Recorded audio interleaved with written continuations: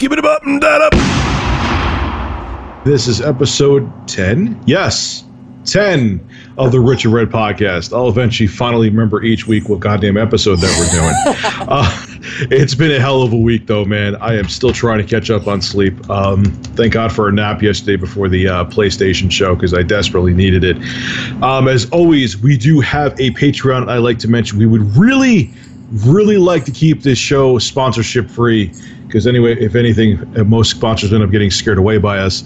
So for $1 a month, we actually have a Patreon where for that $1 you get a free downloadable, not a free, but you get a downloadable MP3 of the show that you could put anywhere, and you get early access to the video version of the podcast. So you actually get quite a bit, and all we ask is for $1. And if that is successful, we will not need to have sponsors for this show.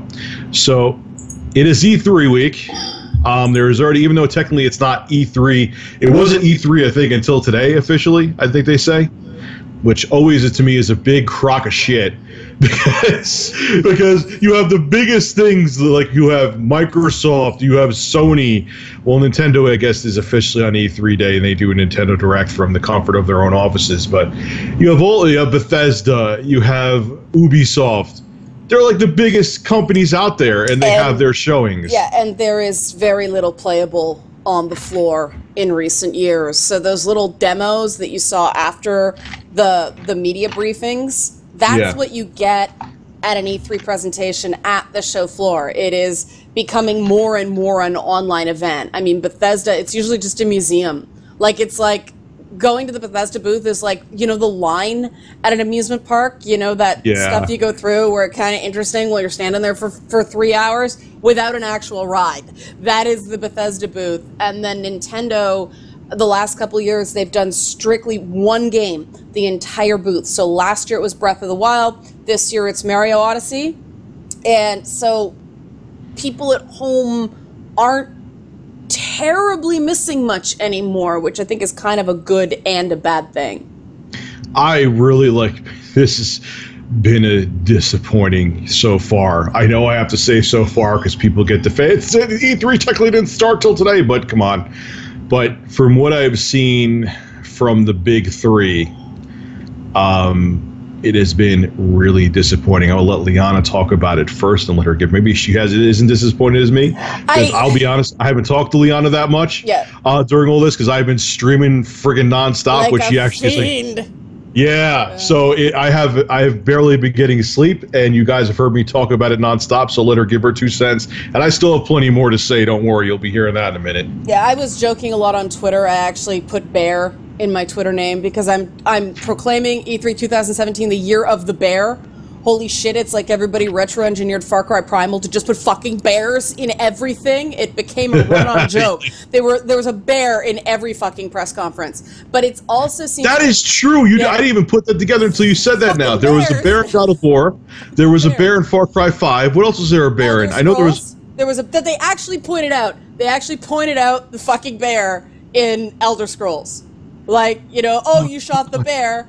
There was a bear in Just Dance. A guy came out in a panda bear suit. Like, there were bears everywhere. And it got to the point where people on Twitter, my Twitter blew up every time there was a bear, because it just became such a fucking joke.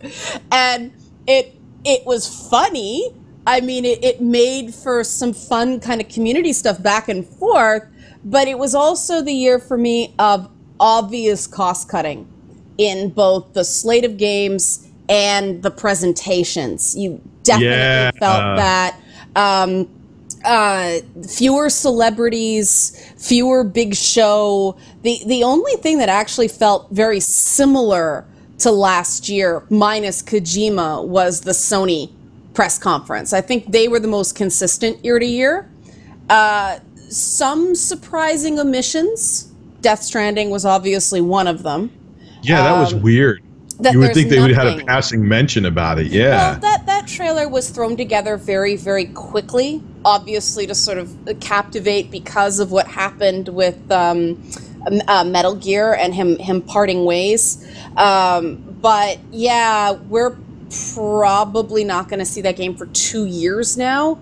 A lot of the Sony stuff was stuff we knew was coming. It still looked very impressive graphically, and the nice thing about Sony is you don't have to worry about terrible graphics downgrades from what they show to what's on the screen. They tend to be fairly consistent because that's a lot of in-game engine footage. I mean, God of War and Days Gone looked great last year on site, so I'm not worried the way I am with The Crew 2 that there's going to be a massive graphics downgrade. Ubisoft always down. Yeah. I think they're not going to do it as much, though, because their feet will be held to the fire too much. But there's no way it can look as good as it did in that trailer, though. There's just, you can't have that many vehicles on screen with dynamic lighting streaming over the internet, because that's like a multiplayer community-based game, right? And look that good. There's just no way.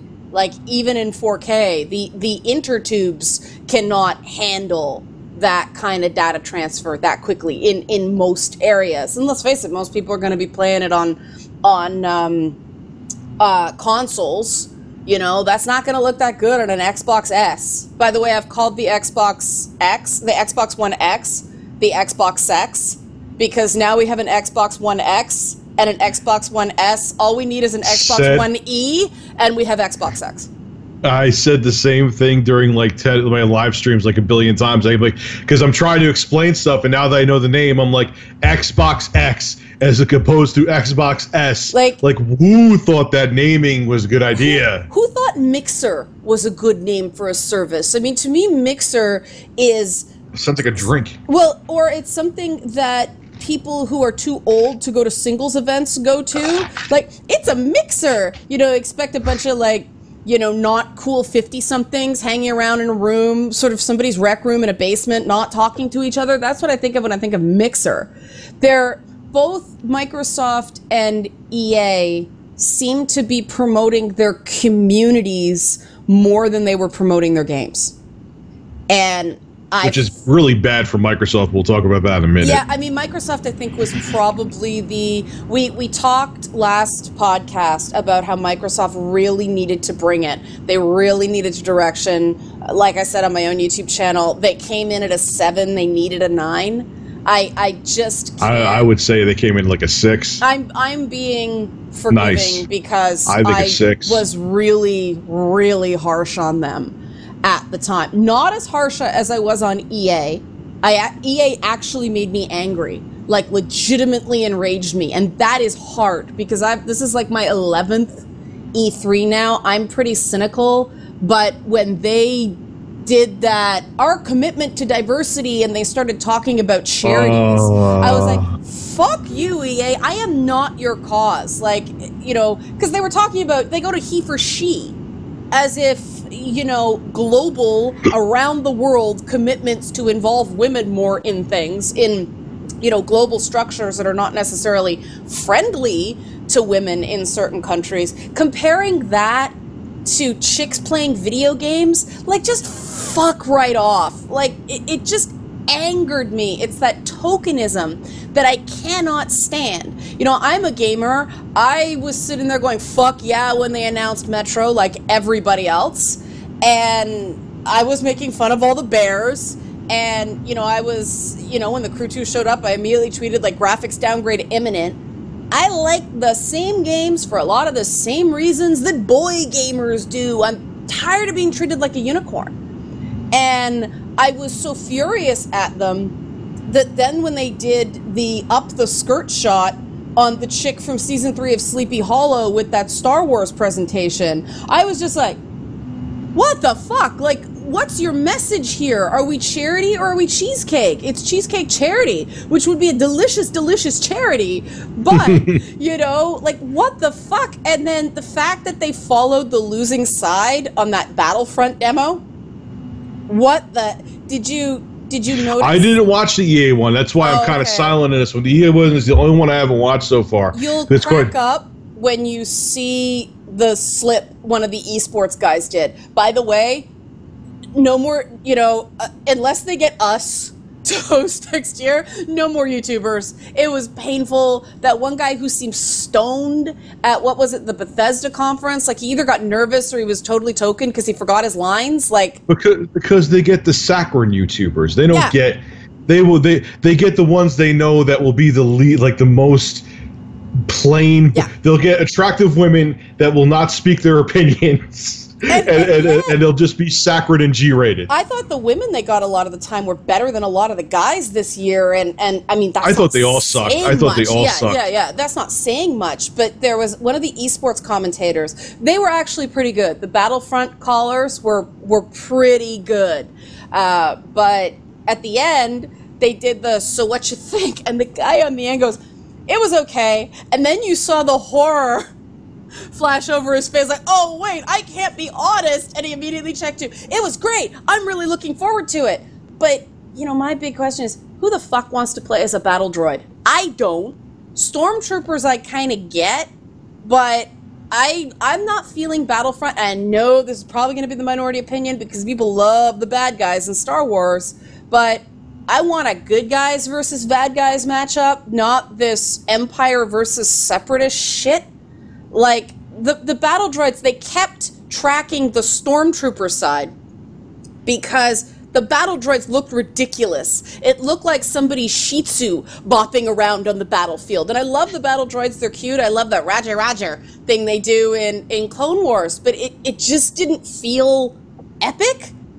And there was a hilarious moment when, you know, all the heroes spawn when you hit that particular point in the battle, but it triggers the heroes on the field, and Darth Maul comes up and he's whipping his little dual-headed lightsaber around, but not hitting anything. And you notice that relatively quickly. But then whoever was controlling Rey died within like 5 seconds. It was pathetic, and I immediately went, wow, more realistic than The Force Awakens, right? She just got slaughtered, like, immediately. But it was a shit show at EA. It really was. The Madden team came across as such assholes. That was so. I did see that part. That was terrible. When the one black guy on screen is talking about trauma, and the other guys are laughing and taking selfies, it's just like, oh God, this is why you don't have actors at E3. They don't. I mean, that one guy got it. He was like, I got to work with Mahershala Ali, and this is such a great story. And these other guys are going, hey! Like, just no focus. And I mean, I think EA was probably no, I'm wrong. Bethesda was worse. Yes, it was. Bethesda was worse than EA. Bethesda was an insult to everybody on the East Coast who stayed up past midnight to watch it. They need... I cannot believe they are still trying... People make fun of Call of Duty for them milking their franchise. At least they're new games. Their franchise. Okay, they are milking the Call of Duty franchise. I don't think anyone will disagree with that. Bethesda's milking a single game that came out in 2011. Unreal. It's almost 5 years old. Yeah. Wait, no, 6. Yeah. 6 years old. It'll be this November. Yes, it's time to move on, Bethesda. You're coming out with it on the Switch. You're coming out with VR. You're talking about doing paid mods. Seriously, like, what are you doing? It's a 6-year-old game. Let it fucking die. But now with bears. Fuck the bears. Yeah. Oh my. I called that one Fuss Roda Bears. I thought that was rather clever. But yeah, it was, and I called the Evil Within 2, Electric, which looks good. They did show, there was a lot of CG, but they did show some gameplay in there too, which looked pretty. But it looks like Wolfenstein 2 drowning in semen in that Evil Within trailer, and it is a Japanese survival horror. They could actually be drowning in semen, because that game is like Silent Hill and Resident Evil had a baby. So for all we know, that is Sebastian Spooge, like, all over that virtual realm. I like the first game despite its faults. I'm excited about that, but that trailer had a lot of laughs inherent to it. I think I was just so bored at that point, too. I just got punchy. Really quick, totally off subject. Yes, you're going to hear my air conditioner behind me. It's almost 100 degrees here today. That is. Yeah, it's humid if I had that turned off, I would look like someone poured a bucket on me towards the end of this. Oh, that's what it's like probably down in LA. That air conditioning system never works properly. So you're going to hear a buzz behind me, guys. I'm going to have to mention the beginning of the video or the audio too when I do this. There's nothing. It's not that bad. There's nothing to do. It's not going to hear this every week. But yeah. Well, you're right, though. Wolfenstein did look interesting.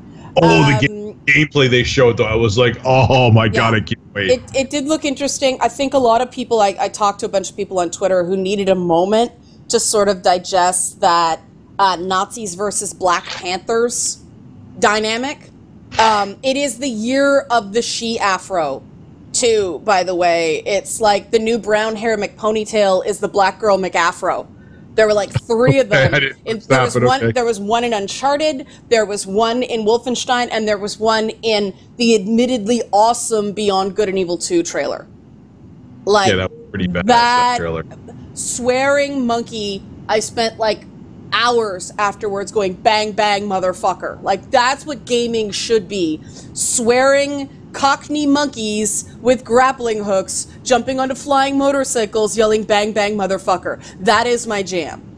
It is. I am so stoked for that. It's a complete reimagining of the franchise. Like that, people are probably going to go, do we need to play the first game? Yeah, they took an IP they had, interesting concept, but realized, I mean, the reason we haven't had a Beyond Good and Evil game in ages is because it didn't sell particularly well. And all these people who were so, Beyond Good and Evil was so great, female playable character, it didn't sell.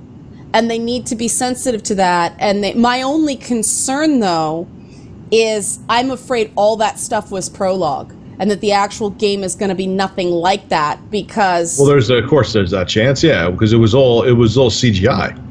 And, you know, the game, if it's anything like the last game, when it opens up sort of that crypt and they go in, that's when the game would start. And that doesn't mean they can't have those great characters and great voice acting and all that stuff, the great motion capture that Ubisoft's known for, but that shit going bananas might not actually accurately reflect the finished product. I hope that's not so, because man, that trailer was fun. That's what bothered me a lot. It wasn't just Ubisoft that did that. A lot of the times they just showed trailers that didn't show gameplay. It's not a movie. Yeah. I need to see how the fucking game plays. There were so many times where I'm like, why are you wasting my time right now? I even said it in the stream. I didn't sugarcoat it. I'm like, this is a waste of time. I completely agree with you. Like, a game is a game. Games are not movies. If I want to see a movie, I will spend money, way too much money, and go to a movie theater and see a fucking movie. A game, I want to see the gameplay. I want to see how your character moves. I want to see how the enemies react when you shoot them. I want that so I could see the connect of the gunplay. I want to see things like that. I don't care. Yes, story is important if it's done well, not like porn. We've already beat that horse to death, took it out of the ground and beat it again. But when I'm at E3, like Microsoft, you're showing me this super powerful console, okay? And show me games. Yep. Games. I don't care about your stupid-ass trailers because they don't reflect what the goddamn game is going to be. And Need for Speed did not look that good. No, it didn't. After all their 4K Sexbox, most powerful console, I'll be generous and say it looked about 2 years old. You know, Forza, I don't care about unveiling a real-life fucking Porsche. Do I get the Porsche with the game? No. You said the same thing. I said the same thing. If the Porsche, I would be excited. Yeah. I would be excited if the Porsche was in my driveway. If the Porsche is in my driveway. The thing with me, I like racing games, but it's racing. If I want to drive a car, I can get in my car and drive. Let's face it. Forza is sorting shit out technically so they can pass it on to other Microsoft games. I mean, Forza has an important part of the Xbox ecosystem because they tend to make shit look good before anybody else makes shit look good.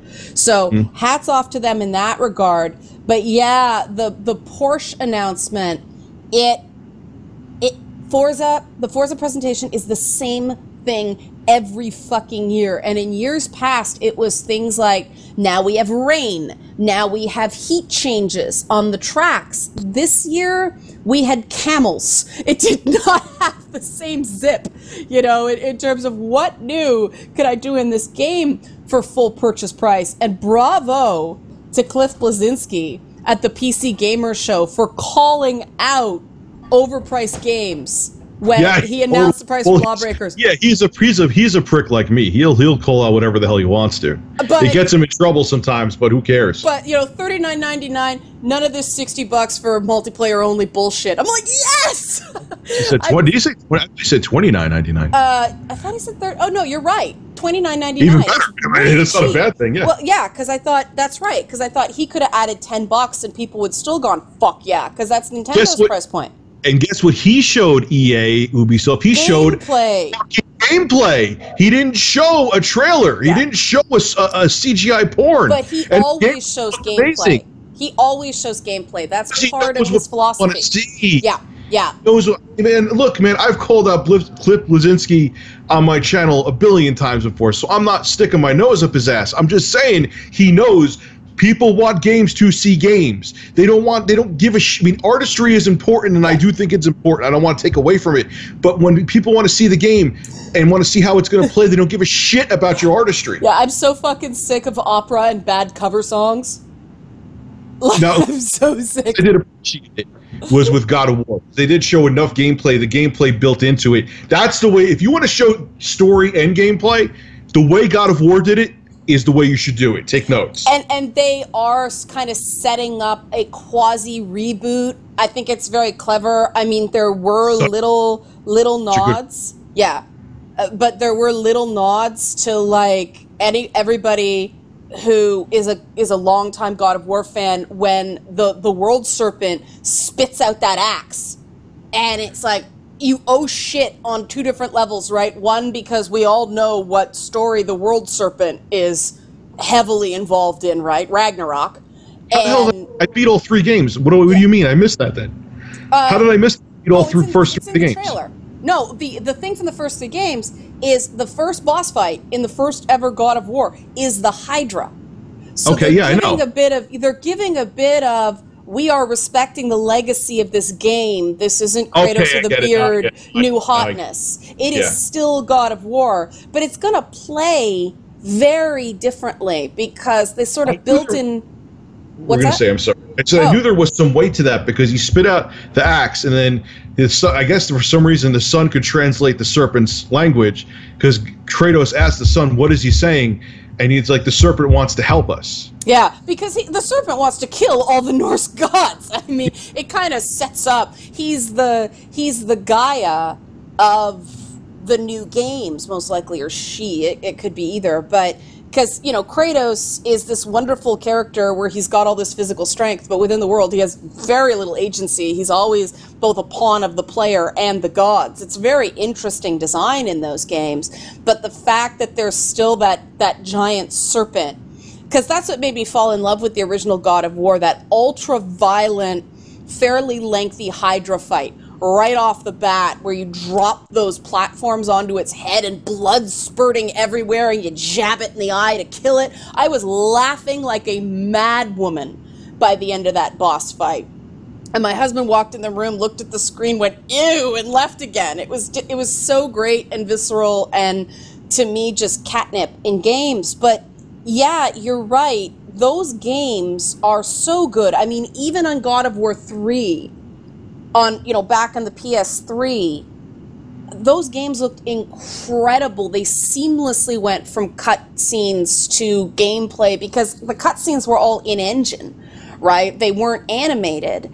And so there's no way not to get excited about the possibilities, and it does look like they're respecting the sort of the importance of the franchise to PlayStation, because it took them a while to do this. I mean, they had 2 placeholder games between God of War 3 and this one. I liked Ascension, but a lot of people didn't. I didn't like Ascension at all. I liked it. It was an interest. I mean, it was another prequel, which we got a lot of those because there were the two. What was the other one besides Ascension? I forgot. What was the other one besides? There were the 2 PSP games. Oh yeah. Those were good. Those were good though. Yeah, they were. And then it was amazing what they did with that little system. It felt exactly like the PS2 versions of the game. Yeah. And then the reissue. They had God of War 3 that come out for the PS, which looks almost no goddamn different than the original one, but that's a different story. They changed the aspect ratio on the first game. That's it. The first game was like 4:3. So when you played it back compatible on my old bubble PS3, it stretched really badly. So it's Well, no, I meant they made they remastered God of War 3 for the PS4, which they did nothing to that. Yeah. They just made it 1080p as opposed to 720p. That's all they did. You'd have to completely rebuild that game. There's just not enough data to make it look. And you don't really need it. I mean, I like that those skeletons look blocky and shit like that. Because it's like, wow, this is... I think sometimes we don't realize how quickly graphics have improved. And with it, price. And I think we sometimes take for granted how friggin' good things do look now. And I mean, the supporting hardware is going to be so critical as we move into 4K gaming. I was thinking about this with the Call of Duty demo. If your TV is not properly calibrated, you're not going to be able to see shit in those nighttime levels when you're playing Battlefield. Especially if they're HDR optimized too, yeah. Oh, that's something I forgot to mention earlier. We are actually witnessing the end of an era in gaming. No press conference launched with Destiny or Call of Duty. Yeah. That's big. Especially now because Sony and Activision are all chummy because now they have the time exclusive shit. And well, they've got the install base, but I mean, I was expecting, we didn't see anything of COD at Xbox.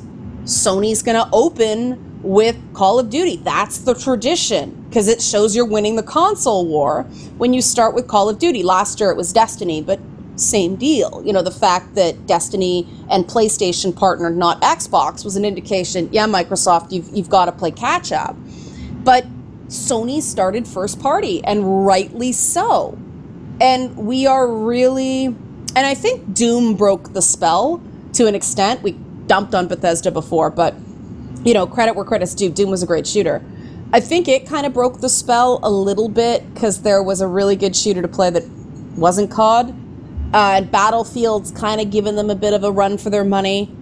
But yeah, it's interesting that those third-party games are not the market-dominant forces they were even last year. Yeah, and I think that Sony and Microsoft know that they're considered cliche now too. So it's kind of like even though people are looking forward to World War II, and I gotta say the gameplay they showed in the trailers actually caught my attention as well. I was like, oh damn, Call of Duty's making a comeback, huh? Mm-hmm. To start off with them, people would have been like, wah wah, or is it 2011 again? Seriously? So let's discuss, because you and I, you know how we'll go all over, and this will end up being a 12-hour podcast. Xbox One X. Good, not great. Yeah, on every level. Well, I don't even think it's good, not great. It's a fine piece of hardware. It's definitely an impressive piece of tech. They got it actually to be this slightly smaller in some aspects than the Xbox One S. Yeah. Got to make sure I say the S like that, or else you think I'm talking about X, and you think I'm talking about sex. I would have preferred it be a little bigger and have more RAM in it, but that's just me. 12 gigs of GDDR5 for a console? It's a lot for a console. It's a lot for a console. And they're giving 9 gigs to developers now. Yeah. That's a lot for a dedicated piece of gaming hardware. I mean, if they went with like 16, it would have made the price go up too much. I don't think you need it yet. And but it doesn't hurt with 4K. I mean, 4K gobbles up a lot. Like, I don't think they're quite prepared yet for how much. Okay. I could see, because I have, when I play games in. No, I'm not restarting my computer now. Get away from me. It's like restart required. No, don't you dare do that yet. I have when I put because I have a Titan XP. Mm-hmm. No, I'm sorry, Titan X Pascal, because they came out with another Titan XP because NVIDIA is a jackass like that. If you bring a game and you play it in 4K and you put things up to max settings with textures, you could easily hit close to 8 gigs. Mm-hmm. Okay. And that's now. A couple of years from now, when games the engines get even more intense, okay, I can see what you're saying. I take that back a little bit. And that implies that a couple years from now, we're going to start hearing rumors about yes, with the age of the PS4, we are going to start looking forward to the next console cycle. But that's why I was like, I would have been really impressed even if they did hit 16 gigs of RAM. That would have been exciting to me. 12, like I said, good, not great. Everything about it is good, not great, including the price. Yeah, price. Like I said, the watershed price to me would have been $449 or $399. Yeah. $499 isn't. There's a lot of people like, oh my god, that's so expensive. But a few years ago when they just came out with the Xbox One, when they were trying to shove the Kinect up your ass, it was $499. Yeah, people were complaining, but the complaining wasn't as prevalent back then. Now you're going to complain with a system that, in my opinion, is doing more right. You know what I'm saying? Like, they aren't trying to shove a peripheral. They're giving you a system that's going to make you take advantage of your LG 4K TV, which in many ways is collecting dust. Yep, unless you watch, like, the Marvel stuff on Netflix in 4K. Yeah. And you take advantage of HDR. I think on 4K TVs they let you do some stuff with HDR, but then okay, so the consoles, people are like, oh, it looks. My friend Dan was like, Rich, it looks cheap. I'm like, no, it doesn't. It's a matte black console. I actually think it looks better than the Xbox One S. Oh, I agree with you there. You know, it does. Obviously, who gives a I don't care if the console was shaped like a giant russet potato. Who gives a shit? But you know, I thought it looked good.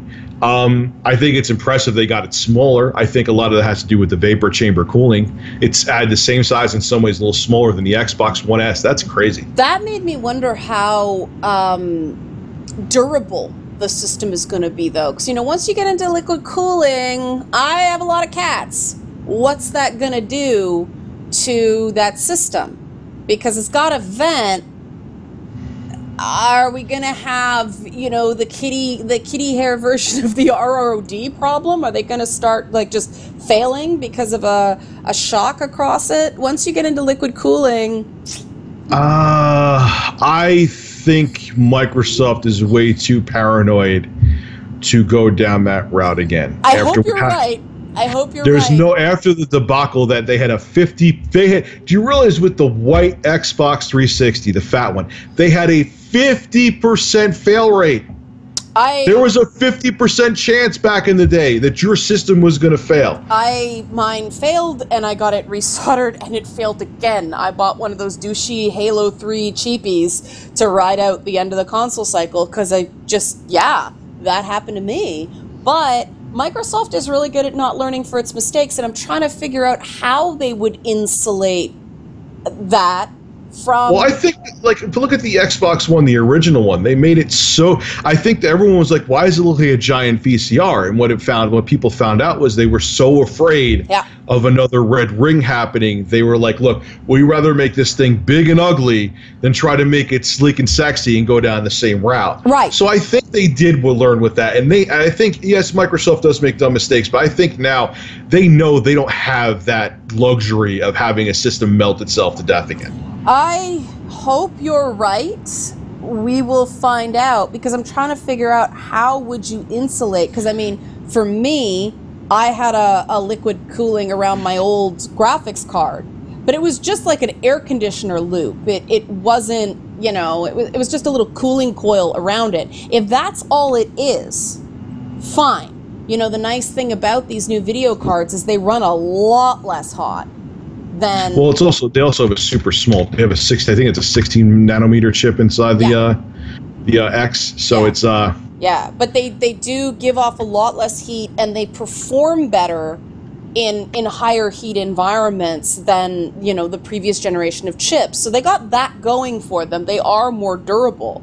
I'm not saying it's going to happen. I'm just saying I hope this is something they considered, because liquid cooling sounds like an awesome idea until you actually get into it, and then you realize how delicate these systems are. And because of the ROD thing and the fact that, you know, even the base Xbox One, you can't store it on its side. Yeah. They don't recommend you storing it aside because it's got that vent on the top and the vent on the side, and they don't want you blocking it. So we need to know more about this system. And well, the S you could actually put vertically. Yes. Yeah. But and from what I was looking at with the X, it looks like they're going to let you do the same thing too. If you look at how the system's designed, it looks like it. But we'll see. I expect there to be some histrionics at launch as people look for things to break, because it's a story the same way it happened with the bendy switch, the same way it happened with various stories with PlayStation. The optical drives failing on the PS4, the roaches in the PS4, which was such a nothing burger story that the press ran with because it's roaches. There will be some of that. I don't want Microsoft to fail. I think competition's good. I want everybody to succeed. There's enough players and enough money for everybody if they're not stupid. I'm just trying to think of a really exciting first-party game for the Xbox One in the coming year and something. My thing is that the games they showed either were multi-plat, or if they were exclusive, they were PC or Xbox exclusive. Which there's two. I almost have an argument with myself. All right, Microsoft sees the future. They see that Xbox may no longer be a piece of hardware, and it may become like a service or just a platform. So they're trying to basically preemptively go in that direction. But at the same time, if I could get all the games on the PC, especially as someone who has a high-end PC, why am I going to what? I mean, obviously I am, because I'm a nerd and a dumbass. I'm going to get an Xbox One X because I'm an idiot. But if I wasn't an idiot and I was just a guy who was just, all right, I already have this good gaming PC, I'll just get the games on there. So it's almost like they're preventing something, yet shooting themselves in the foot at the same time. I agree with you. I've been going back and forth with this myself as well, that on the one hand, yeah, it's for people who want better graphics but don't have $2,000 to burn on a PC.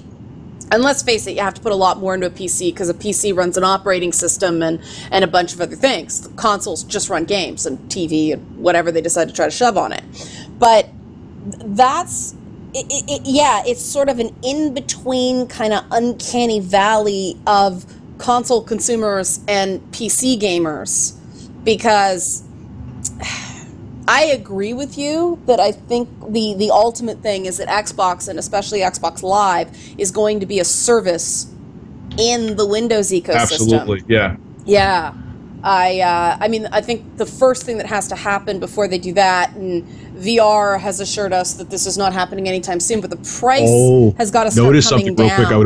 I don't want to forget this. Yeah. And when you go back to what you're saying, notice that they remember last year Microsoft was talking about VR with the Scorpio.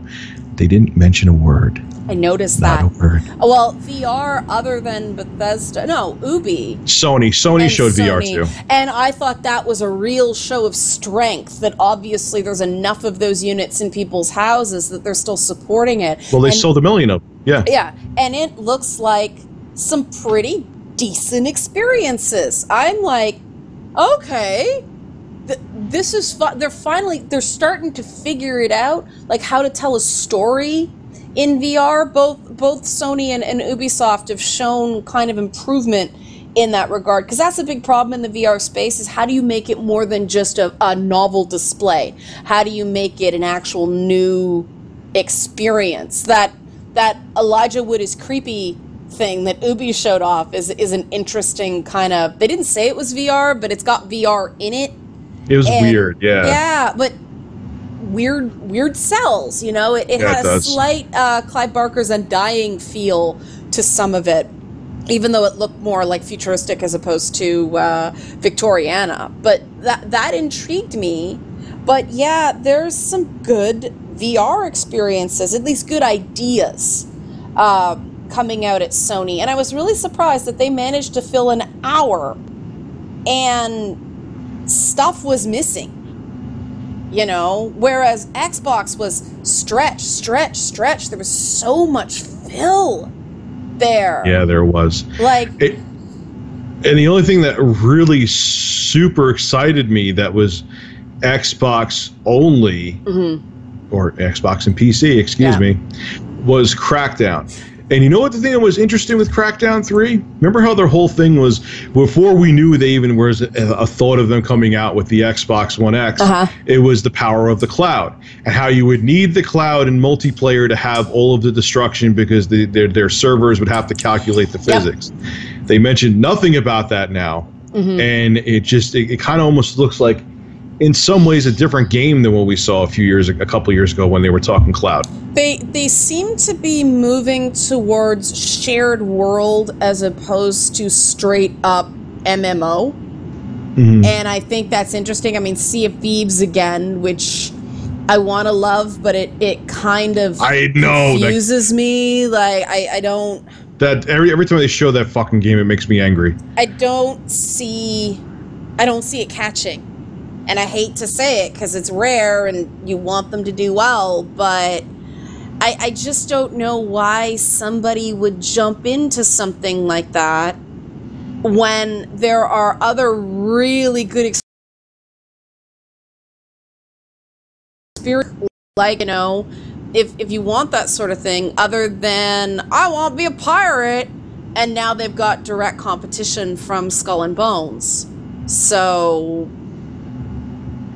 yeah, it seems just... game did nothing for me. Yeah, but I agree, Crackdown, although I will say, you know, Terry Crews was right up there and all crazy and really great, and I'm like, yeah, I'm all into it, this is why I play Crackdown. And then the facial animations seemed kind of stiff, and the character designs were kind of boring. And the cel-shaded shit again. Yeah, and I don't mind cel-shaded. I mean, Grand Theft Auto has an element of that as well, but... it just, I don't know, once Terry Crews was off the screen, it's like the energy went from like an 11 to a 6. That is true. Yeah. And it was almost like a sleight of hand that the actual game wasn't as exciting as Terry Crews made it seem. And I would be very disappointed about that because I love the whole... Crackdown games are fun. Yeah, just superhero smashing shit element, you know? So, yeah, I'm trying to go through, but a lot of it was third party. I love Metro, so that made me happy, but that'll be multi. Like, but that'll be multi. Yeah, that'll be on PS4. That'll be on PS4 Pro. That'll be on PC. And Anthem just looks terrible. I don't agree. I don't agree with. I thought Anthem looked pretty awesome. Yeah. It looks exactly like the opening of Mass Effect Andromeda. No. It looks something like Evolve as well. I mean, maybe I'm wrong, but it doesn't have any of the things that BioWare used to be good at. It looks like something that is designed to go head-to-head with Destiny, and BioWare cannot afford another one of those. They already lost one of their founders because of the Old Republic. I mean, who have they got to fire if this doesn't catch? You know, it just seemed very bland. I didn't like the voice acting, for one. I thought it was just an odd fit. It wasn't a great audio mix. And they weren't doing very much. The worlds were pretty. But what were they really doing? They were walking around, showing us environments. And I'm so burned by Andromeda, because that's what they did when they showed Andromeda, too. Look how pretty it is. And then the game was boring. So it's really going to have to come back with something gameplay forward. What did you like about it? I'm really curious. I went up for what little gameplay they showed, and the environments that they showed, it looked like something non-BioWare-like, in my opinion, actually. It didn't look like... That's interesting. I see. I actually thought it looked good. And this is coming from someone who virtually likes nothing that BioWare has ever put out. Because it looked to me like, oh, here's Mass Effect after the ending of Mass Effect 3. It's organic life and synthetic life together. It's the same idea. It didn't seem that different. Like, the color palettes weren't different. The basic armor designs weren't that. It just looks like EA said... we're going to play a game of Limp Bizkit with a Destiny competitor, and, you know, BioWare couldn't fap off fast enough, and so they had to eat the cracker. It just, I don't know why they're doing this again. And and I would be less concerned were it not for the Old Republic, which ended up doing okay, but it launched so rocky just because it seemed like an attempt at a WoW killer that I'm really concerned that EA is not going to give it its support. It's going to shove it out the door too fast again.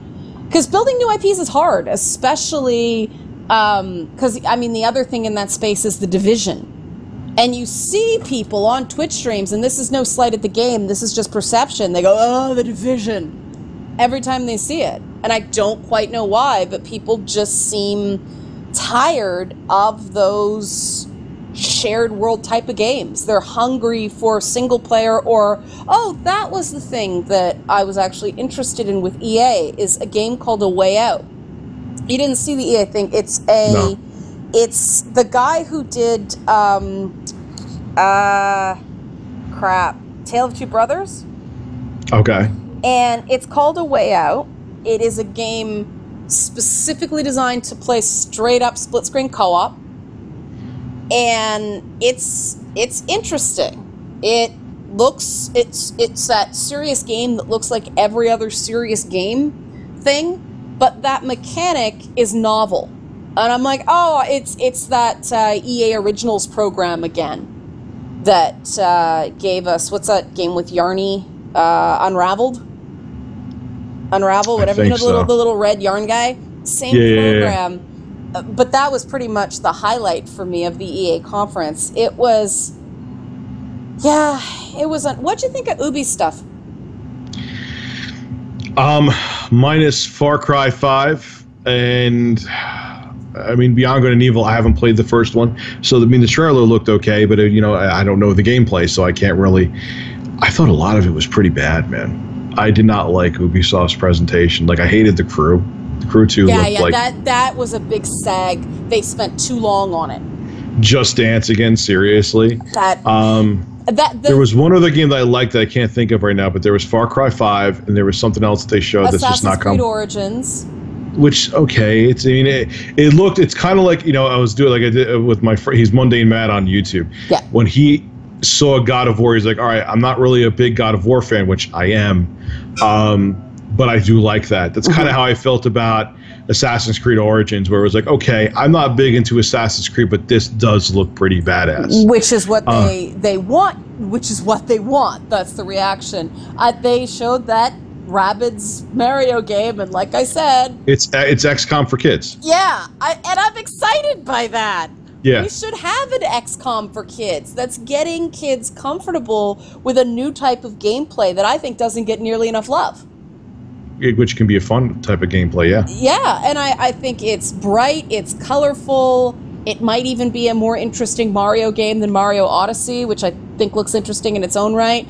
But those moments of Yves Guillemot and you know, Shigeru Miyamoto with the guns and playing like big kids, I mean, that's gaming to me. That's such an important part of gaming that I think we're losing in this very cynical by-the-numbers hype machine. So I thought that was really nice to see. I think the big issue with the Ubi conference was, the Crew 2 brought the energy right down. And it just so doesn't look fun. Okay, it looks pretty if it ends up looking like that, but it so doesn't. It's just like, okay, more racing shit. Which, you know, it's one of those things where there's a dedicated market for racing, the same thing as sports games, and that was the thing about Steep. It's very pretty. I'm just not interested. Steep's not fun. Yeah. And this is a guy, I was like, I remember when Steep first came out, I'm like, man, I'm going to be excited for this. I remember that. You were really excited. Hopefully it's going to be like a next gen, like 1080. Remember 1080 snowboarding for the N64? I'm like, all right, cool, man. I'm on board with this. Not that at all. Yeah, okay. No, it was just, I was like, man, I don't want to play this ever again. I tried it like a few times. Like I got like 2 hours into it. I'm like, yeah, no. See, this is why expectations are so important, because Steep ended up being exactly what I thought it was going to be. So I wasn't disappointed, but I am not the audience for those games. I am not an extreme sports enthusiast. I don't really care about snow. It's pretty, and they will likely use the physics design they built for that in other games. And I feel that way about The Crew too. Like, it's a great testing ground for making the racing not suck in Watch Dogs more and more. Yeah. You know, that's where I sort of, because the nice thing about Ubi that other studios don't do nearly as much is they share assets across things. I'm not sure about the pirate game. That killed me. That killed me. No way. They've obviously done market testing, and there are people that want that, but I want to give them credit for having at least a female character that looked vaguely iconic in that trailer, because, oh man, there was a real shortage of that this year.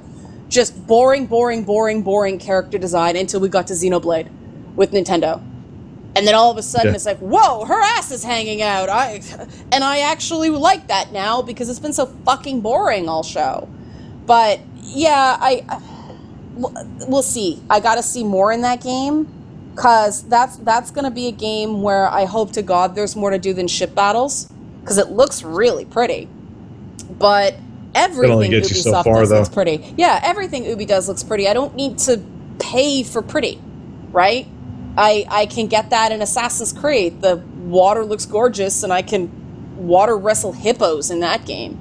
You know, it's too bad that they waited for that, and I get why they did it, and this is why when we're talking about trailers, I saw the other side to that watching on Twitch because of those streams. And I'm okay, people who comment on Twitch streams are, 80% idiots. I'll preface that. No, you're being nice. Shit. Yeah. I would have said 99% idiots. Yeah, I'm trying to be very not overly harsh because I am so pissed off right now. But the Assassin's Creed demo, the Assassin's Creed Origins demo, had in very clear writing in the corner, alpha build. And the Twitch stream was bitching about the graphics. It's an alpha build, guys. In this case, we can actually expect the game to look better than it did, because they'll clean up the shadows, they'll clean up some of the animations, the contact, the collision stuff. They'll clean that all up. It's an alpha build. But they were complaining about it. They were saying the game looked like crap, that it was Black Eye Witcher, and this is why they do these super polished trailers, because those are the idiots they're selling games to. I mean, their money's as good as anybody else's, and they're not a discerning consumer.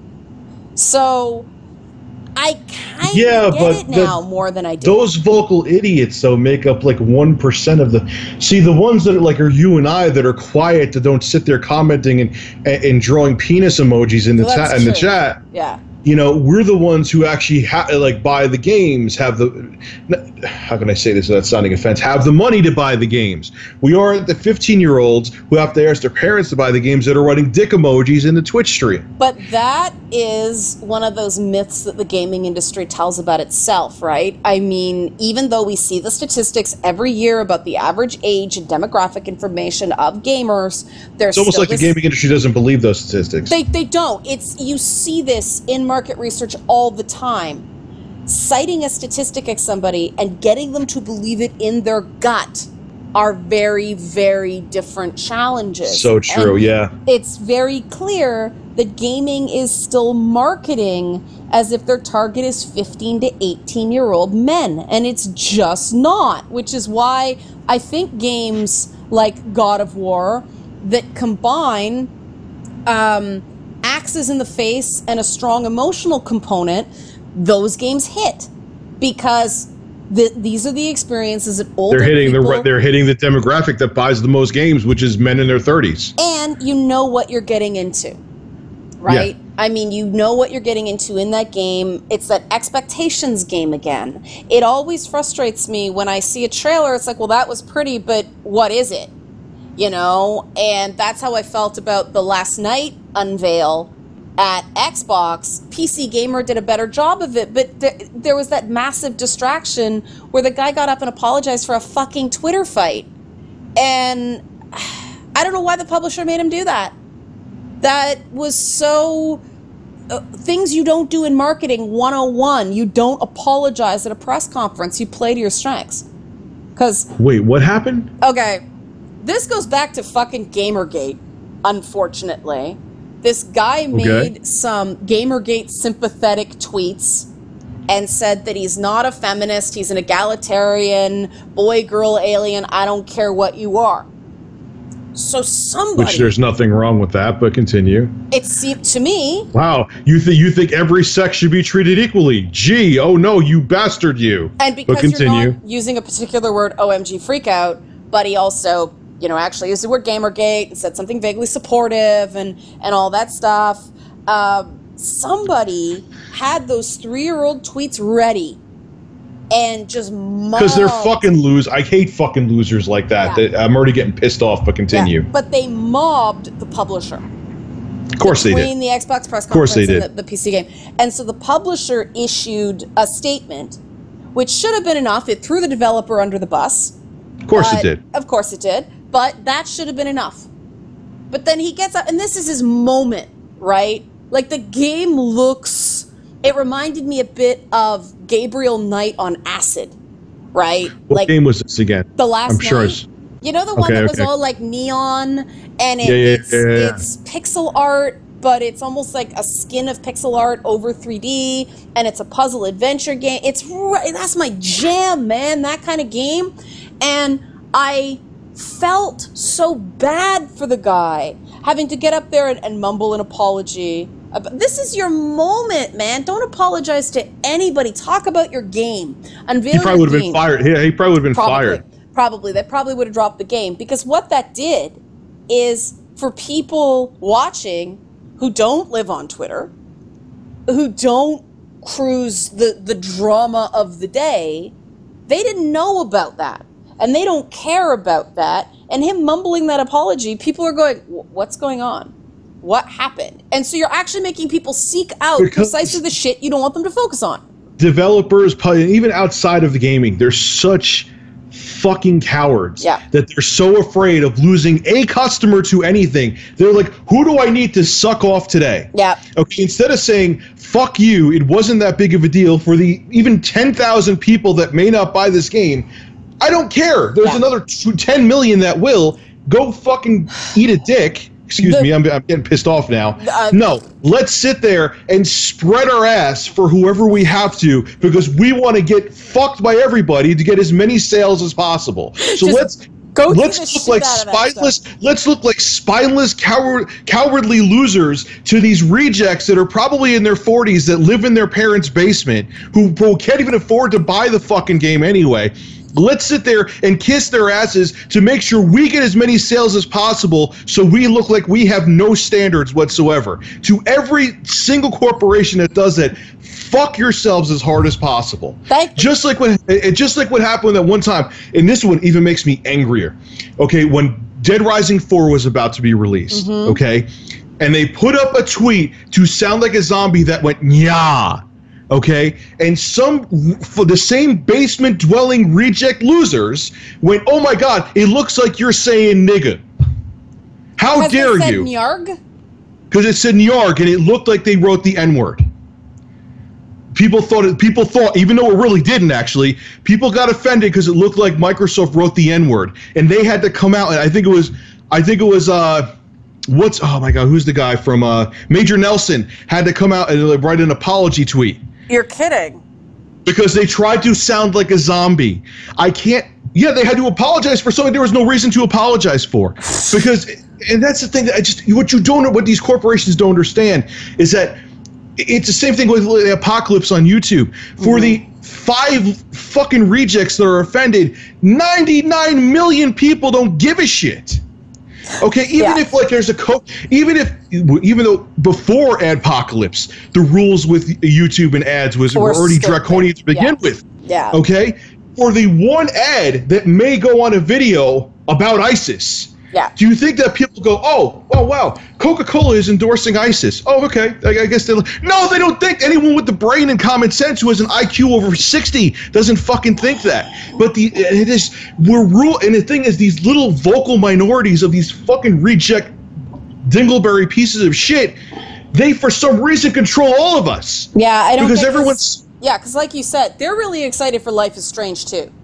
That's the kind of stuff they play, and that's fine. But they are don't too play young. that. But they're too young. No, they do play stuff like that. They play stuff from the Fulbright Company and stuff like that, and that's fine. No game has to be for everybody. They deserve to have games they want to play. But this is a classic adventure game. These kids are too young to even know why that's cool. That's for people like my age, you know? So fuck off with your outrage. And because I want developers to do well. I know how nerve-wracking this is. I know how high the stakes are. Again, I mean, you're totally right. That was spot on. That was a beautiful rant. I totally agree. I lose my shit with that. Yeah, I can't take these companies cave to like this small minority for no reason. It's not going to hit your bottom line. It's not. No, it's because this is a relatively small game anyway, and you need to get, I mean, if you look at some of the most successful franchises out there right now, they all offend precisely that group. I mean, we're talking The Witcher, we're talking Grand Theft Auto, even something like Hotline Miami. I mean, Devolver Digital was just like fucking shitting on a plate and smearing it in people's faces this year. And people thought it, I mean, Polygon was like, hey, good for you, Devolver Digital, not realizing that they're the ones they're making fun of. Yeah, they're like SJW website of the year. Yeah, but also, you know, the fact that it's the extravaganza of unethical business practices and you're game journalists, you know, stop cheering stupidly, and just it's there's so much wag the dog going on, like so much tail wagging the dog going on in this industry. It's driving me crazy, and it goes back to that thing I said that pisses me off about EA. People are still treating diversity as a charitable cause and not something that makes business sense for your product. You know? Thank you. Yes, thank you. You don't have to shoehorn diversity into. There doesn't need to be a South American bisexual great gay transgender frog in your game. Yeah. Like, just make the fucking game. If you think a woman should be the main character because it fits the story, make it a woman. I think I said this in another podcast that we did, but it still remains true to what we're talking about. If every game that came out this year, because it fit the story, had an 18-year-old female lead, I'd be okay with it, as long as it fit the story. But when you shoehorn shit in, just because you don't want to have like 5 people leave ass hurt because they're looking for a reason to be pissed off, it makes you look like morons. Yeah. And it makes it look disingenuous too. When they come out, we're here for diversity for everyone in the community, and you could tell it's like so fake, like like someone has a script being shoved up their ass making them say that. No one buys it anyway. They just think you're an idiot, that you're desperate to get as many sales as possible. Yeah, well, that's what it seems like. It seems like a marketing ploy, and yet not. Because I would respect, I mean, going back to the Lawbreakers demo, which we seem to kind of agree was kind of gold standard territory, they had 2 women in that demo. But do you notice the difference between them and other demos that shoehorned a couple of women in? They weren't going, wow, or, oh my god, like everybody starts talking like Princess Peach, right? Whereas they were like, I played the Vanguard class and I used their special talent to go up and around and get in behind them, and it took them 3 or 4 matches to figure out what I was doing. They talked the talk. They seemed like gamers, and so nobody went, oh, they're shoehorning women in. They're like, that's a gamer. Wimmers. Yeah, that's what we should call them from now on, wimmers. But, you know, that's a gamer, she's female. That's a gamer, he's a dude. Like, everybody went, yeah, fuck no one gives a shit that you have either a penis or vagina between your legs. You're just playing a fucking game. Or in some few cases, both, right? Yes, like, whatever the case may be, we don't care. I don't care. Whatever you have between your legs, you can have a salamander between your legs if you want to. I don't. Well, that'd be weird, but I don't care. The only plumbing I care about in gaming is the stuff that Mario jumps through, okay? Yes. You know, like... And I'm sure people are going to complain about the forced marriage storyline in Mario Odyssey, and I'm going to be ready to tell them to fuck right off as well, because, I mean, they just wanted to make new amiibos. They wanted to put them all in white so they could give Mario a top hat that mind-controlled all the other critters. I mean, it's an excuse for a gameplay mechanic. That's it. It's not that deep, but you know it's coming. Like, I actually said it in my Nintendo recap video that I'm afraid it's going to bring the FF Beast out of retirement. The whole marriage to Bowser angle. with Peach. And did you notice in the Rabid Mario trailer that when all the bad guys are around Peach and she's like, oh, and then just when they're coming to save her, she takes out the gun and like caps them all and then looks confused? I'm sure that was deliberate, that she saves herself. Like, Nintendo, I think, bowed least to the politics of anybody this year. No one is more shocked than me. But that was a little thing, and that was probably Ubisoft cutting the trailer, not Nintendo. Yeah, I'm sure they did. Yeah, I can't go back enough that Nintendo is the waifu system now. You know, like they're the TNA console now because of Fire Emblem and Xenoblade. Yeah, they don't give a shit either, man. They even get flack for goddamn like, oh, why does Peach need to be saved? I'm like, are you kidding me? It's basically a kid. It's a story meant for kids. Even though adults play Mario, I'm more excited than Odyssey probably than I should be, but I'm still excited for it. Good. But it's a mindless. Who cares? It doesn't even have to have a story. It's always been that Peach gets kidnapped by Bowser and has to be saved. Yeah. Are you really going to make it political after the game's been doing it for God knows fucking series has been doing it for God knows fucking how long now? Like, find something better to do, you fucking losers. Yeah, the bubble's got to burst, and I think that, you know, the fact that Nintendo seems to be one of the few companies with some balls. Although Ubi did have a couple of those characters, I mean, that female pirate captain, everybody went, whoa, a woman who looks like a woman. I'm awake now, because she looked pretty cool. Like, game aside, that character design at least is recognizable. I wouldn't quite go so far as to say iconic, but at least it's like, okay, that says something. That seems like a fantasy hero, not the chick buying tofu at your local supermarket. You know, like, I'm so sick of that. Let's make this woman as nondescript as possible to offend no one. Male characters aren't shoved in that box. Yeah, they're not there. If a male character needs to be there, it's there. If it isn't there, it isn't there. Like, what's with the forcing of any gender or race? It just shouldn't happen. If a character should be black to fit the story, that's great. I'm okay with it. If it should be a female, okay, that's great. If it should be a man, okay, that's great. I'm not going to sit there and bitch because it's not a certain race or a certain gender or a certain age. Like, just play games. Yeah. Play them. I mean, turn on your console and play the fucking game and stop looking for a reason to be offended. I mean, we're talking about a world that also deals with bang bang motherfucker monkeys and pig guys. You know, like, we should not be dragging the real world into this stuff to the same extent, but that's the Life is Strange crowd again, this idea that serious games should look serious and say serious things. No, they don't necessarily have to. No. Like I said, you know, I wanted the Mario Rabbids game because it was all going to be just like fart jokes. Ridiculous, yeah. Yeah, and the little guy, the little Luigi, with like the oversized shirt and the little hat right out of, like, you know, that and Cuphead are both going back to kind of the same period of animation. And oh man, I can't wait for that game. I know Cuphead looks awesome, but I played it last year. It is hard. Is it really? Your ass. Is it really? If you don't play on easy, even easy ain't so easy. People are failing out on easy, but it is old school difficulty.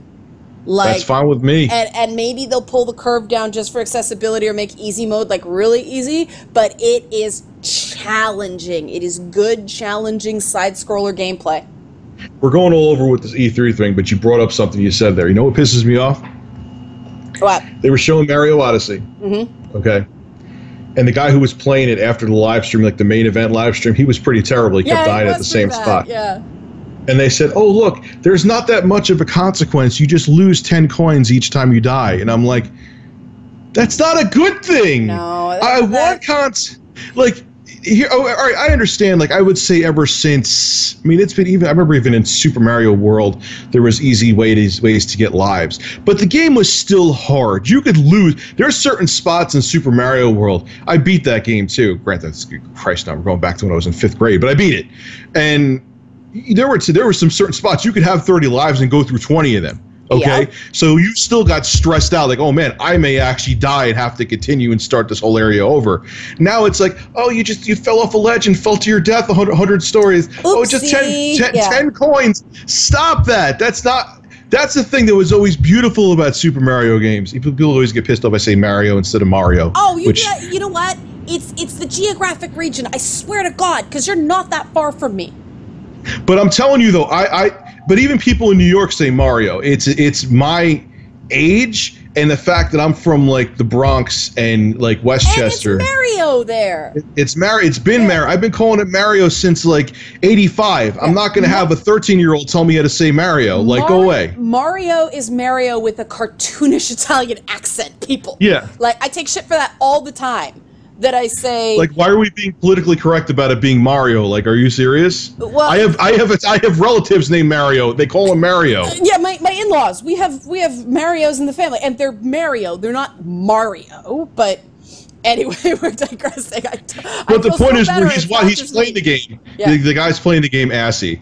And it's like, oh, look, and they're saying it as a feature, like it's a good thing that you can die and not have that much of a consequence. And I'm thinking, are we fucking serious? What planet are we on right now? Like, I want it that if you're playing a platformer, that your hands are starting to sweat because you're stressed because you have 2 lives left, and there's this really challenging jump that has a moving platform that if you miss it, you're gonna have to start the whole area over and continue. And like, spikes and fire. I love you, Guacamelee. Right? Like.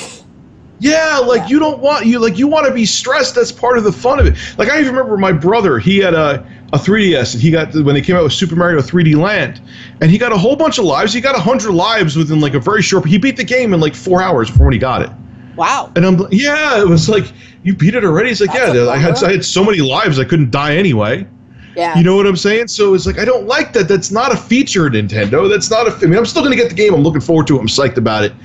But make it hard. Please have a hard mode.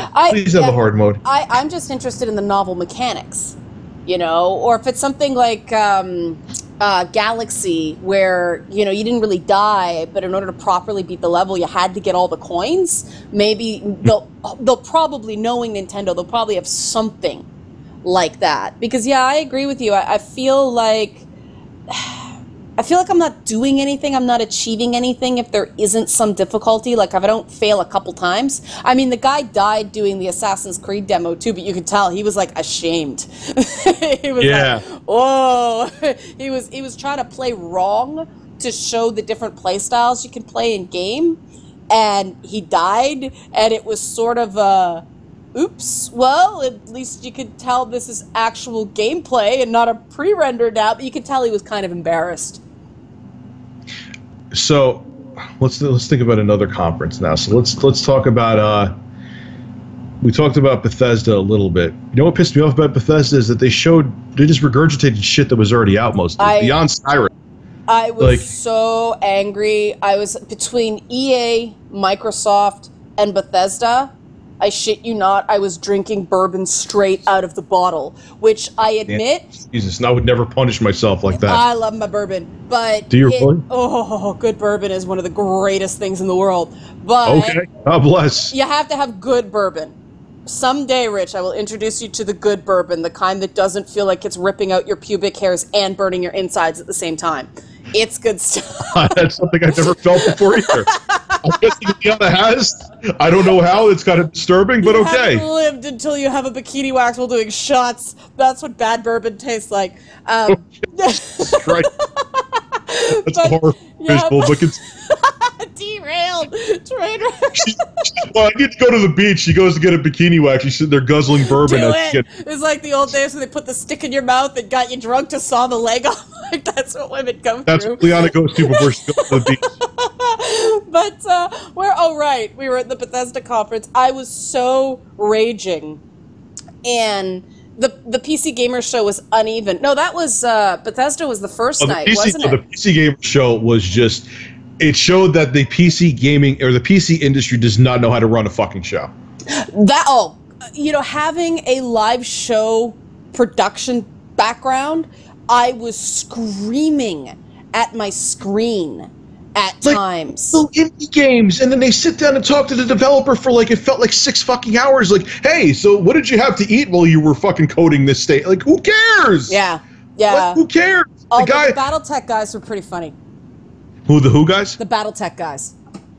Were they? I see. I think I zoned out so much. So I didn't even live stream the whole thing.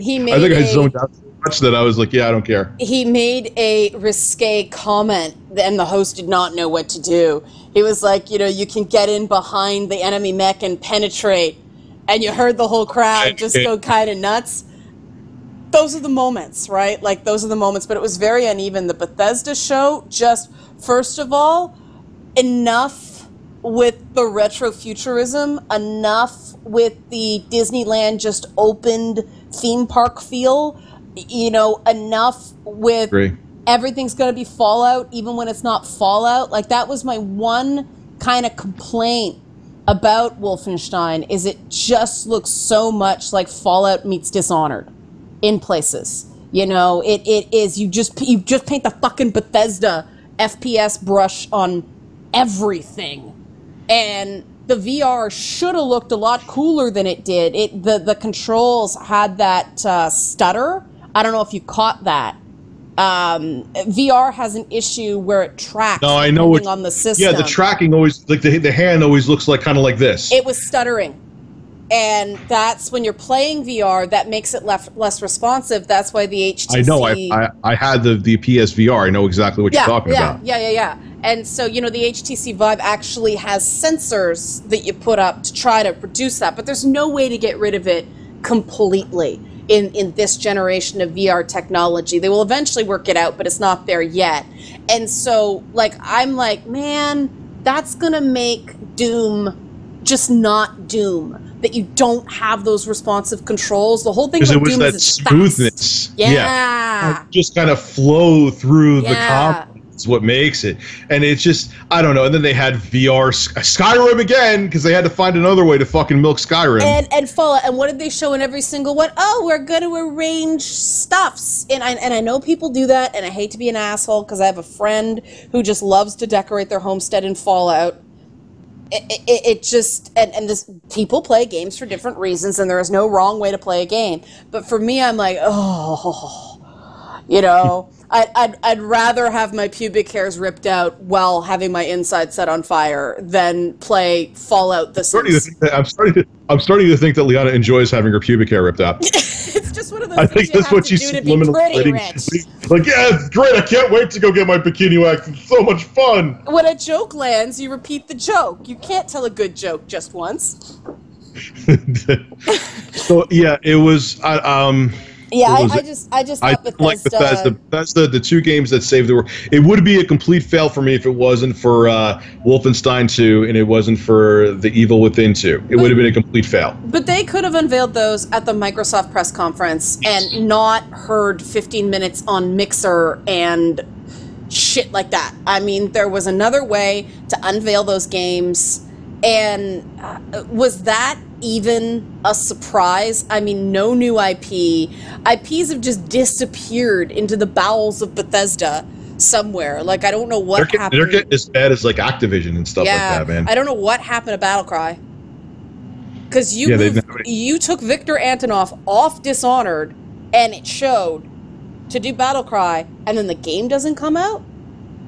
What the fuck? Dishonored 2 is a shell of the original Dishonored. Thank you. And OG DLC for that. I don't fucking care. I mean, oh man, they are trying so hard to suck me back in because they understand that the Outsider is the most compelling character in that universe, and Billy Lurk and Dowd are interesting. But I'm like, you've now unless it's a prequel. And then we know what fucking happens. You're non-canonizing the ending of Dishonored 2 because there's an option where, Billy Lurk isn't Billy Lurk anymore. I'm like, what the fuck are you doing? Oh, right. Milking us for more DLC the same way, BioShock did by taking us back to Rapture in the DLC. You gave us the game we wanted, but now we have to pay double for it. Just... Yeah, angry. And they need to just let Skyrim die. After it comes out on Switch, just let it die. Just what bothers me too is that they're going to base their support on the Switch on Fallout, or not Fallout, on Skyrim. But it's already there's been a billion different ways for the past 6 years for people to play it. Why are you it's kind of like almost like, as much as it's a fun game, I love, maybe because I'm not a fanboy, but a big fan of Street Fighter 2. It's like I heard that Capcom is basing their future support on Switch on if Street Fighter 2, the Ultra Street Fighter 2, the Final Warriors, if that sells. You're basing it on a game that's been out in 78,000 different iterations since you first released it. You're basing your support on an entire platform on a game that people could have gotten a billion different ways and on a billion different other platforms. Are you serious, Capcom? And that's what Bethesda's going to do too. I guarantee you that's what Bethesda's going to do too. So let's talk about Sony now. I know we're going all over the place, guys. There's things we're just talking about what we're interested in. We're not going to talk about everything because, like I said, we'd be here for this would be a Schindler's List of podcasts if we did that. And a lot of it would be, that was boring, and that was boring, and that was boring. So Sony to me. There was someone I watched, his name's Solid Rev. He probably thinks I'm like fucking stalking him because I've been mentioning him so much, but he said the perfect thing about Sony's conference. He said, if last year you told me that one of the best conferences would be Sony, and all they did was basically just show you different parts of the same thing they showed at E3 2016, he's like, I thought you would have been lying to me. He's like, no, that's exactly what happened. They basically showed the same games they showed in 2016, just different parts of them. In most cases. And off the top, yes. Yeah. Yeah, off the top, although it was a different piece of gameplay from Days Gone. It showed you're not just fighting zombie hordes all the time. Yes, that was really good. That's what I'm saying. So it was the same thing from last year, but I actually think what they showed this year was better. I don't think it was a bad press conference. I think it was one of the better ones, maybe if not the best one. But that's like saying, a solid turd is better than diarrhea. Because the rest of the conferences were pretty fucking awful. And yet, let's just isolate it. Let's be fair to Sony here. They did a solid hour. A good solid hour, no fat. The CEO came out, talked twice. He was nervous as shit. His neck was disappearing into his shoulders, right? His shirt matched his ill-fitting suit, yes. You noticed that too. Yeah. Matt kept on saying it looks like he went to his dad's closet and stole a suit. Yeah. Because he seemed to be melting into it. But he came out, talked twice, no fat on that press conference. And at the end, I went, oh, wow, no Death Stranding, no Last of Us 2. We did get a Naughty Dog thing, but not Last of Us 2. No Kingdom Hearts. No, there were a lot of things missing, and you didn't notice because it was so jam-packed. It was seamless. Yes, I will give them seamless. And they had those beautiful moments where they were doing that thing they did last year as well with the live music and the performance art, blending in with the gameplay. They made it a little bit slick, but they didn't overdo the slick. And I was okay with that. And then I'm blanking on some of the stuff they showed near the end that was actually pretty good, but there was so much that it's just kind of like a wash. Spider-Man looked pretty good. Spider-Man, that was the one. Spider-Man, the combat actually looks very similar to the Arkham games. I thought that too. It looks. It'll be interesting to see how those really intense, scenes where you're flying through the city and the helicopter is crashing into buildings and stuff like that. It'll be interesting to see how much of that you control. But it looked pretty good. It's one of the best looking Spider-Man games I've ever seen. You know what I mean? And the combat when he's actually fighting enemies looked pretty good. And the way that was the Spidey sense is kind of a bullet time and yeah. Monster Hunter game from Capcom looked pretty good too. Yeah, that looked interesting. I wasn't sure if that was Turok or Monster Hunter at first. It's either way. Me too. Yeah. At first I was thinking Turok's coming back for a second. That's what I thought, honest to God. And then I was like, oh, because Capcom has a way they motion cap that you could just tell it's. Not saying it's bad, but you could just tell it's Capcom. So once a character came on the screen and I saw them running, I'm like, oh, that's Capcom motion cap. I'm like, I know it's All right, that's fine. It looks good too. Obviously, Horizon Zero Dawn DLC. They'd be stupid not to do that, but it looks pretty good. It looks pretty good. I'm not a diehard fan of showing DLC, but then again, that might make me hypocritical, so I take it back a little bit because I like the DLC they showed at the PC gaming convention for Killing Floor 2. Actually, I'm going to download that right after I get off here. That looks sweet. Oh, yeah. Man, yeah. Oh. That game is such an underrated game. If you guys out there who are listening or watching this have not played Killing Floor 2 either on PC or PS4, you need to do yourself a favor and pick it up. Even if you can't get it for free anymore, which I don't think you can on PSN, get it. I'm just telling you, it's a really, really good game, especially if you play co-op with friends on it. It's a lot of fun. Even single player, it's still pretty good.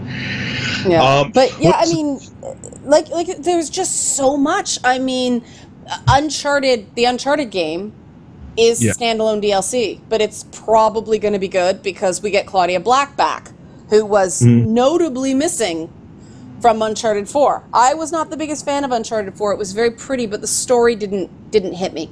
Okay. I still have yet to play that game. It's terrible. But I mean, you could just jump to this one and probably get a better experience. It looks more sassy. Yeah. It looked pretty good. I'm still going to go back and play 4, though. I want to play 4. You know what I was expecting, though? And I made a prediction. I'm kind of surprised. But it shows right now that Sony is teetering on confident, maybe even cocky. I was expecting them to really dig it into Microsoft. You can tell I'm serious because I have my fist up. By cutting the price of the Pro $50. I thought they were going to be like, hey, look, they have a powerful system, but our system could do quite a bit, and you could get it for $150 less. I thought they were going to do it. They didn't. And I think it's a kind of a silly opportunity not to, even if they lose a little money on the Pro, because then you'll get even. Because right now, there's only, out of every 5 PS4 sold, only one of them, I don't know if it's worldwide or just in the States or in Europe, only one of them is a Pro. But based on what I know of Sony, that means the strategy is what they expected. If they're not dropping the price, if they're staying the course... That is true. They expected the price of the X to be what it is. Yeah, and that means they're good. They don't need to sell. They are. I know they're good. Yeah. I kind of was thinking, okay, we're good. Let's be really good. So there's no chance in hell that the X could catch up to us. But, they don't have to, and they don't have to take that loss in cost. Okay, I see why they may not. Or give that incentive for next year where they will be introducing some new IPs that won't be out. I mean, they've got a jam-packed roster. 2017, Q1 2018. And there's going to be stuff pushed back and all that stuff. I mean, it's not going to go like clockwork. And I think they're smart to not throw so much at people that they're competing with themselves. I think they want people to feel like they get value out of the core PS4, which is the mistake Microsoft is making. It's like, what? These consoles are who? The white one, the black one? Like, what does this all mean? You're competing for shelf space with yourself when you're doing that, and that can be. I mean, they're selling gold PS4s, and people are buying them. You got one. So. I got one because I'm hopefully gonna. I have to make sure it's relevant to unbox it sometime. I wanted to do it early this week, but as you know, factually, I've been streaming non-friggin' stop. Yeah, you have. And I have had a screaming son at night, so they're like, God, that was so bad. I know I'm bringing it up again, but yesterday I was like, what was I think it was the PC show I was sitting through, or no, Ubisoft's, and it not only was it boring, but I'm literally like, I thought I was going to fall asleep live on stream. You know what I think kind of exhausted everybody was that pregame show. And it was the pregame show, it wasn't the advertised start time, but I would have preferred to just come in, right at the presser, because all that community stuff, I know it's fan service, I know it's feeding the base, I know why they have to do it, but oh shit, do I loathe it. The only part I thought was pretty cool was when they talked about the Poopy Soft 3D printing. Yeah, but it's so that intro, that pregame thing is so again synthetic, man. God damn, it's so synthetic. Agreed. And it doesn't does people actually fall for that shit? Like I watch it and I'm just like, does anyone really buy this, that this is genuine? Well, it's cultivating that community stuff, right? Like, oh, you matter. It's separating community participation from consumers, because if you're part of the Ubisoft community, you become a good little data mine, and companies want that. Yeah. You know? Okay. So it's, I mean, I see the games looked good enough at Ubi that I'll forgive them that lull. I think because I was expecting it. Again, I always expect it to kind of go in the middle. It starts off strong, it finishes strong, but I was surprised, I will admit, how little Assassin's Creed Origins was in the presentation itself. Because you'd think they'd be hyping the fuck out of that game. Maybe that was a purposeful move, that they didn't want to do that because they know that people were getting Assassin's Creed-itis. And even though it's been 2 years now, they still want to be like, okay, let's not shove it down their throats. Let's kind of ease it down their throats slowly. It's the only thing that sounded really wrong as I said that, but okay. Yeah, but I mean, that's the only thing I can think of. And that's why I think they released Far Cry early. And this is another thing. If you looked at Ubi was juggling the fact that they just have too much content. I mean, the South Park was supposed to be out by now. And so they had to sort of pimp that to remind people it's still there. And that mobile game, I gave them credit for advertising that, because you got to have cojones to do a Cowboys and Indians theme game in this day and age. For the South Park one, you mean? Yeah, the mobile game. I think, you know what it is, too? They could get away with it because it's South Park. Any other, like if they had a Far Cry mobile game, it would have gotten its ass ripped apart. If they had an Assassin's Creed mobile game, it would have gotten, but there's something with the IP that rings with people of South Park that, oh, okay, microtransaction, it's fine.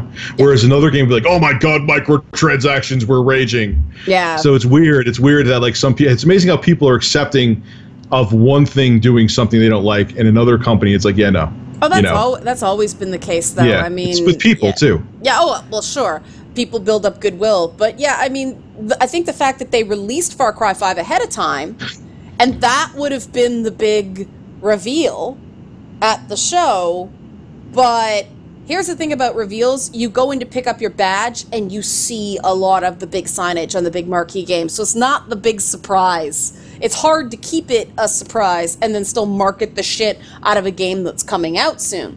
So they kind of had to let that cat out of the bag, but they were also clearly trying to put in enough time in what they were doing. Now, I don't know why they gave the crew 2 as much time as they did. We're going back to that. Too much time.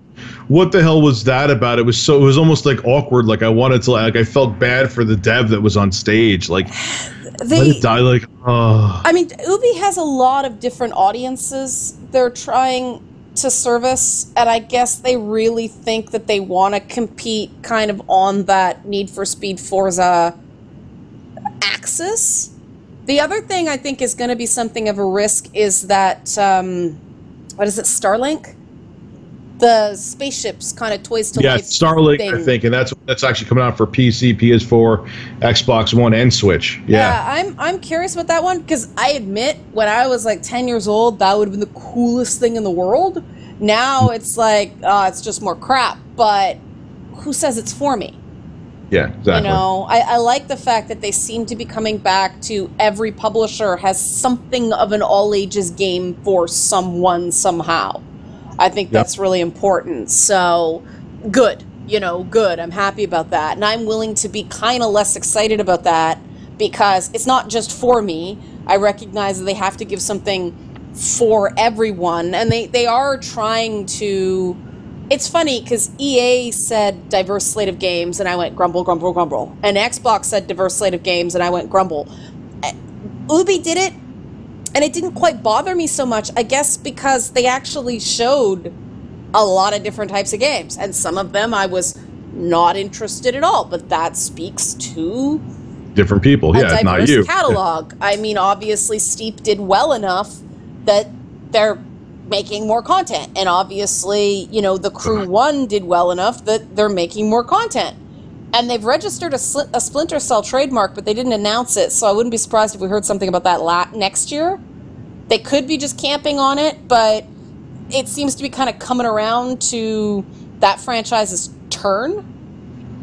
But yeah, I mean, they have so many viable franchises now, and even if the games don't sell terribly well, they have that merch shop, and they have all the extended stuff that does bring them in some money. I mean, they've got enough good, because I don't think that something like Far Cry 5 is going to be the kind of underwhelming final product that Ghost Recon Wildlands was. I find Ghost Recon games tend to be underwhelming as a rule, but I think Far Cry is going to hit. It looks good. It's going to be fun. Yeah. Yeah. And I mean, South Park, that is just a totally different. I can be as cynical about that game as I want. I'm going to play it. I know I am. I love the first one. So I can be, it was boring and all that stuff, but if you actually cut through Aisha Tyler not being there and it being kind of dry, what they actually offered was okay. And what I like about Ubisoft is they do take risks. And I don't always agree with those risks. I don't think we need another pirate game, for instance. But I give them credit for taking that risk. And I hear what you're saying. You know, I think we have to be more forgiving of risk, because they always say we want innovation. Well, the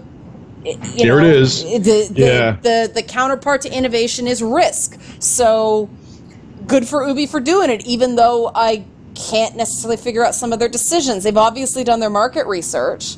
So I'm sure they're calculated risks, because I guess because they have all that tech.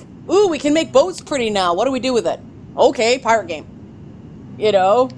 Yeah, I think that's part of it really killed it for me. Was, you're right, the presentation of it was just, you could give someone an excellent steak dinner, but if you present it terribly and the plate is messy, it still may not taste good to them because it didn't look as good. That's a great way of describing it. And and I think that's part of what it was too. I mean, granted, there was a lot of shit they showed that I was not interested in, which really made it hurt for me too. But it wasn't that. It was, there was like Far Cry 5 was going to be a day one pickup for me. Mm-hmm. So it wasn't that it was a total loss of a presentation, but if they're going to cut corners in terms of production value, they've got to find a way to make it more concise, man. Because it's just that fluff and that fat that you have to get through to get to the meat of it is just like, well, I think we're going to see more and more of this format where they do their briefing from the auditorium, if they even do the auditorium at all, but then they go to those extended gameplay videos after the fact, because they do work. I mean, the only problem with Nintendo stuff, I had to turn it off because they were boring as shit.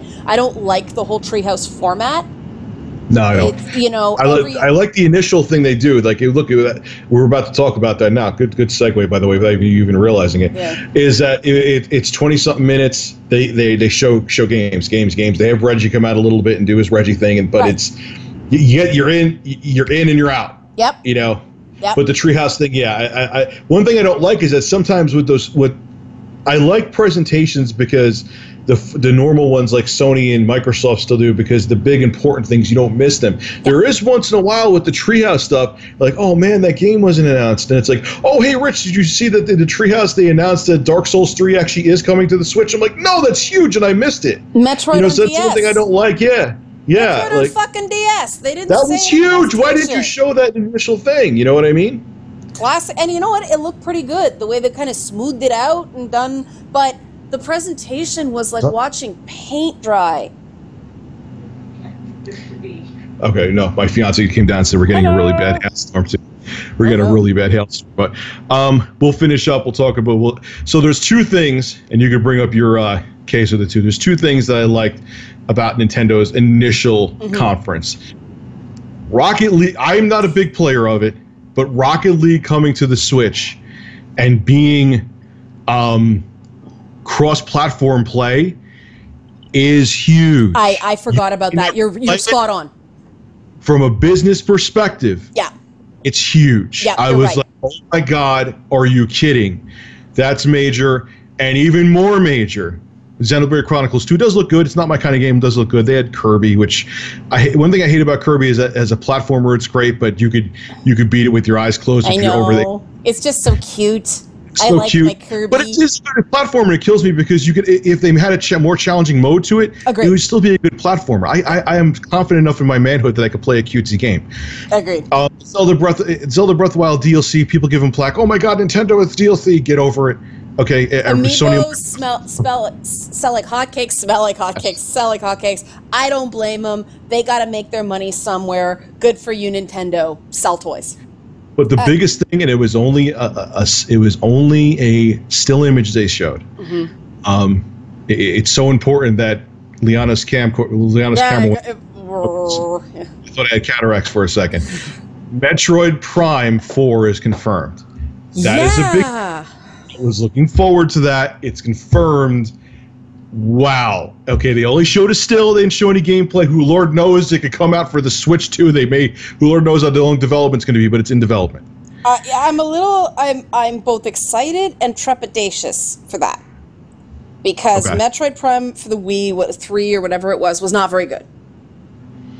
So if they can recover, because they tried to do the motion controls with it, that's why. Yeah, if they can recover, awesome. That could be a great game that could actually show that thing you were talking about last podcast about you have to show third-party developers that you can have a robust graphics experience on the Switch. I think Metroid Prime 4 could do that. I am pulling for it.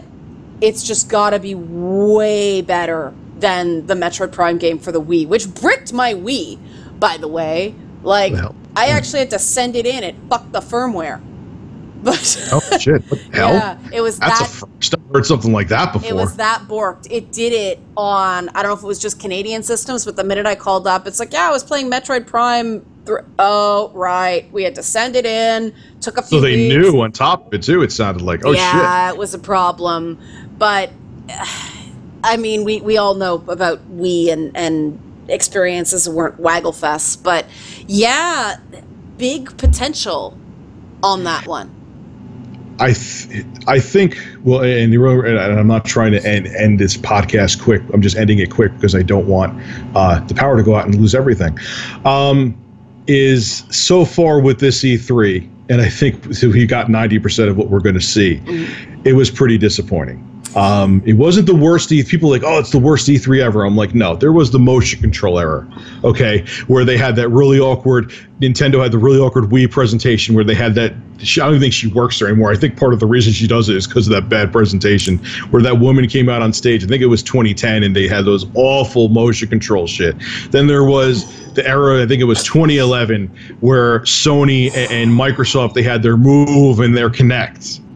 Okay, there would have been much worse E3s, but I'll end with this, and Lana, if you disagree with me or agree with me, I think we're seeing that E3 in and of itself is in its twilight because we find out everything beforehand, where there always used to be surprises.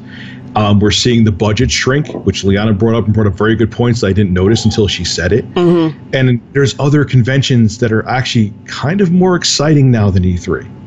So I think E3 being the top dog and being king shit, wouldn't be surprised that if in like 5 years E3 is not really E3 anymore and may even cease to exist. Maybe that's bold.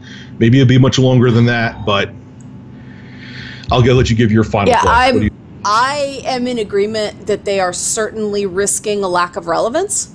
Yes. Gamescom, they seem to be teasing more announcements at Gamescom, and that's a problem, that there's a big gaming convention, and there's a big gaming convention 2 months later. They keep their powder dry, right? They hold back some of those announcements, but I'm kind of torn.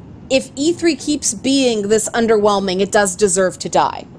My concern about that is that you see outlets like Polygon and Kotaku being nice to game developers for a week and a half because they know they actually have to go in and see them and face them and acknowledge them as people instead of this presence that they loathe from a distance. Yeah, because they have to kind of be like almost like salesmen for him. Like, yeah, we're with you here to get access to this. Let's suck you off as much as we can for this 1 week. Yeah, I know. So I know. I said that really horrible thing about you 3 months ago. I'm going to be really nice to you now, and hope you don't mention it. Or remember, yeah. Yeah, it is, and they remember. Trust me. Of course they do. Yeah, they remember. But I think that humanizing element of everybody kind of coming together for these things is very important to the industry. I think that E3 would do better if they moved, and I know that some people are going to hate this because of where the studios are located, but in terms of fan access, in terms of being a truly North American conference, they need to move it to someplace like Atlanta, like Chicago, with more convention space, more central, so it isn't such a pain in the ass for, Eastern time zone, Northern East Coast people to get there. Even if they move it to a bigger convention center, if they move it to San Diego, which will be tough because Comic-Con's the next month. But if they move it to San Diego, they're going to be able to get more people in there. There's more hotels closer. Even if you have to stay out in La Jolla, it's only a half hour in along the freeway. They really are outgrowing and becoming irrelevant at the same time. And now it's a fucking, essentially 6-day show. On top of it, a Saturday, Sunday, Monday, Tuesday, Wednesday, Thursday. So yeah, 7 day show. That doesn't make any sense. Jesus, it's long. It's really long now. People are gonna be tired. People are gonna be cranky. Everybody's gonna be getting sick. They need to do something about this format. Whether they go the twice-a-year thing, the way PAX does, whether PAX becomes the dominant gaming showcase in North America, a bunch of things can happen here. But you're right. It feels like it's kind of on the precipice of either a massive evolution or retirement. I agree. Yeah. And we'll end it there because I hear explosions outside of my house right now. And I'm probably going to lose power, and I don't want to lose this recording. All right, guys, this has been episode 10 of the Rich and Red podcast. I will say that I think E3 was kind of underwhelming. We will be back next week. This week, you're going to get 2 episodes in one because I know I'm behind with the previous one. So you can actually hear our predictions after for E3. You can hear them after and see what we were right about, what we were totally wrong about. So that may actually be interesting. I think that's kind of cool, personally. So you're going to get 2 episodes for the price of one, and finally we'll be caught up. I'm going to hopefully get both of them up by, I was going to try to say Thursday. I'll say Friday just to be realistic. And again, I'll try to get more on a regular schedule after this. So thanks once again, and we will see you guys next week, and enjoy 2 episodes this week. Have a good one.